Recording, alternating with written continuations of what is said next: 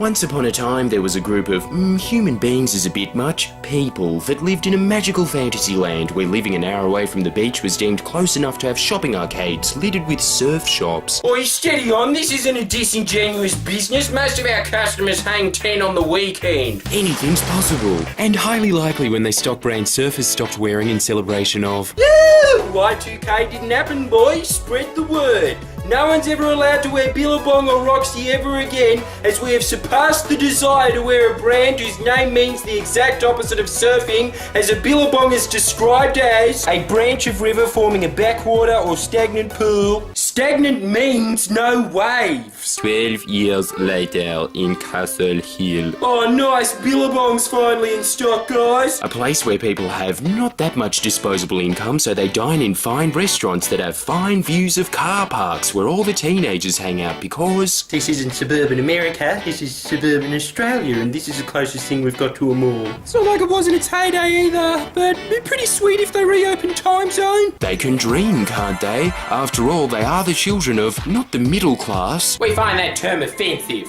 Nothing middle of the road about driving a Honda. We're the aspirational class. The fiercely loyal, for no reason, rock-solid voting base of the Liberal Party that owe virtually everything they have to the policies of Labour, but because they never discuss politics or religion at the dinner table, have the rusted-on voting habits that would have made their feudal serf ancestors proud that still, 1,000 years later, are wooed by the promise of protection. Yes, that's all I deserve, me lord. I'm your slug. Be myself so I can turn into a beautiful snail. Aspirational class! Reaching for a star. They want one thing. Straightforward, just like their degree that comes from not a university but a business college. An ad on Top 40 Radio said it was just as good. No wonder they call it Kiss FM. Where they learnt that arithmetic matters, and therefore know that whatever thought is popularly held by their friends must be right. Case in point, unlike their trendy inner-city cousins who refuse to go to circuses with animals in them, these people, the aspirational class, refuses to go to circuses without animals in them. What's a circus carnival without eating nuts and guffawing? See the monkey? See the monkey, Michael? He's a pretty cheeky customer, isn't he? These people have the same say in national direction as you, believing... Mate, the government has got to be run like the most successful company I know of. Who, Apple? No, Apple's got nothing on Ray White. It would truly be a utopia if the government in power looks like a bunch of real estate agents from Ray White and had the same social skills as my circle of friends, who even though they've all known each other for 20 years and meet up for a barbecue every Saturday, the conversation is still filled with awkward pauses and small talk about... Oh, it's not a bad missile there, Steve-O. Where'd you get that from? You get that from the butcher? Yeah, no, they do a good one, don't they? Nah. Not going to do the slippery on you today, mate. This guy, always up for a giggle, aren't you, Steve-O?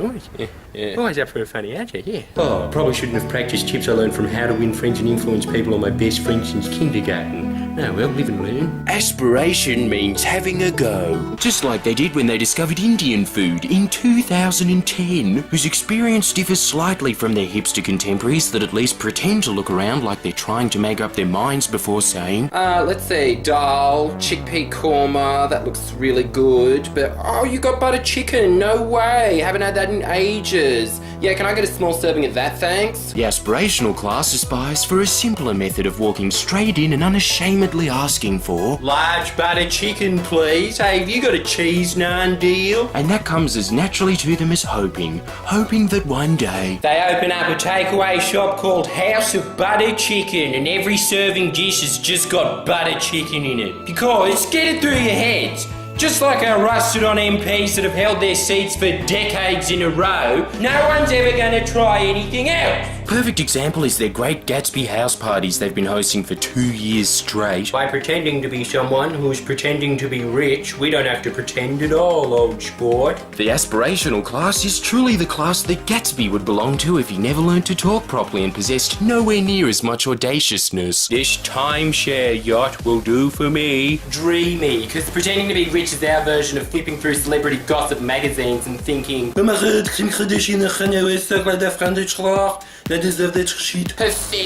So much better to have pictures of yourself plastered on Facebook where the description is, Here's me dressed nicely in front of a fancy car I don't own. That was a really shit use of your time. was I talking to you? I didn't post this for a response, just like it and f*** off. Thinking they're far above voting for parties that actually represent their interests because they're more sophisticated than that and understand the issues in a deeper context. Instead choosing to vote for the only party that positions hot chicks around their candidates. Which, by the way, I'm very aware of what they're trying to do. Every time I see it, I nudge my friends on the ribs and say, bet you that'll get them a few more votes. Including mine! I'm voting for them because of their Christian values. Middle. Hey, what did I say before? Sorry, aspirational class Liberal voters. I'm sure anyone on the front bench of the party you support is embarrassed by you. Please press the subscribe button now. Come on.